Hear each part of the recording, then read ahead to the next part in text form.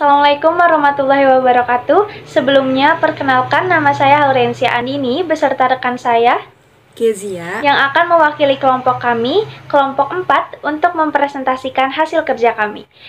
Selain saya dan Kezia, kelompok kami juga beranggotakan Indah Rahmawati, Irwanda, dan Kaila Ramadhani.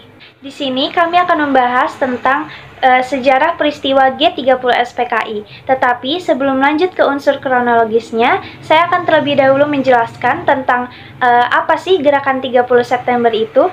Jadi, gerakan 30 September itu sering disingkat G30 SPKI atau Gestapu, Gerakan September 30, atau juga Gestok, Gerakan 1 Oktober, adalah sebuah peristiwa yang terjadi selewat malam pada tanggal 30 September sampai awal bulan selanjutnya atau 1 Oktober tahun 1965 ketika 7 perwira tinggi militer Indonesia beserta beberapa orang lainnya dibunuh dalam suatu usaha kudeta.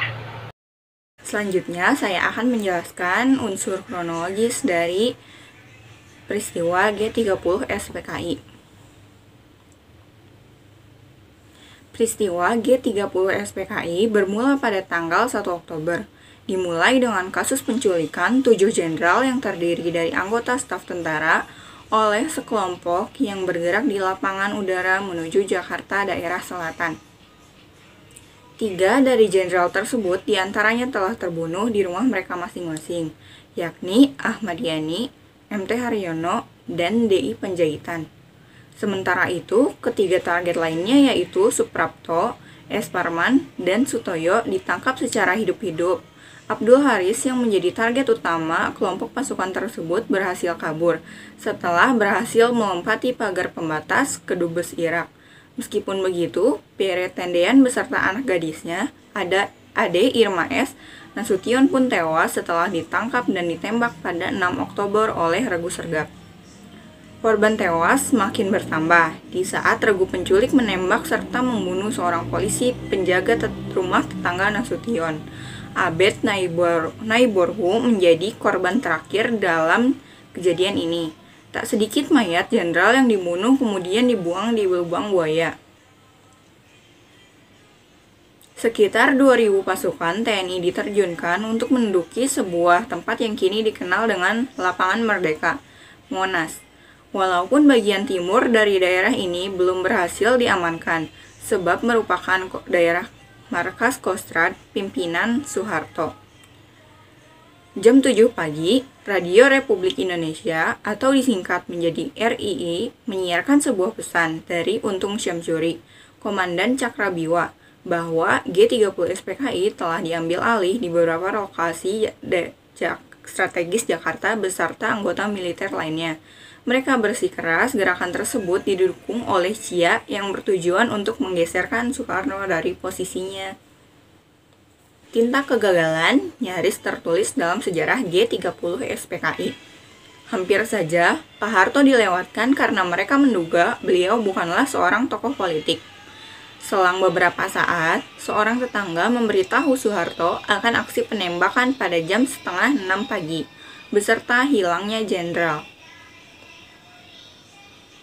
Soeharto segera bergerak ke markas Kostrad dan berhasil membujuk 2 batalion pasukan kudeta untuk menyerahkan diri. Dimulai pasukan kudeta untuk ke markas Kostrad, pasukan Diponegoro kabur menuju Halim Perdana Kusuma. Akhirnya kudeta yang dilancarkan PKI berhasil digagalkan. Kondisi ini menyebabkan tentara yang berada di Lapangan Merdeka kehausan akan impresi dalam melindungi presiden yang berada di dalam istana. Berikut telah ditampilkan gambar dari lubang buaya. Selanjutnya di sini ada 7 jenderal yang gugur pada peristiwa ini, yaitu ada Jenderal Ahmad Yani, Maijen R. Suprapto, Maijen MT Haryono, Maijen S. Parman, lalu ada Brigjen DI Panjaitan, lalu ada Brigjen Sutoyo Siswamiharjo, lalu yang terakhir ada Letu Pierre Andreas Tendean. Nah, ketujuh nama di atas ini adalah 7 perwira tinggi militer Indonesia yang gugur pada peristiwa ini. Lalu selanjutnya yang terakhir kami juga menampilkan peristiwa G30 SPKI tetapi secara garis besar. Yang pertama ada pada 1 Oktober 1965 pada dini hari, yaitu terjadi penculikan dan pembunuhan ke-7 jenderal, lalu dilanjut pada hari yang sama tetapi di sore harinya, yaitu langsung digelar operasi penumpasan G30 SPKI dan dilanjut pada tanggal 4 Oktober 1965 yaitu pengangkatan jenazah di Lubang Buaya lalu ditempatkan di aula Departemen Angkatan Darat dan dimakamkan di Makam Pahlawan Kalibata. Sekian dan terima kasih presentasi dari kelompok kami. Mohon maaf bila ada kesalahan penggunaan dalam kalimat atau kata. Wassalamualaikum warahmatullahi wabarakatuh.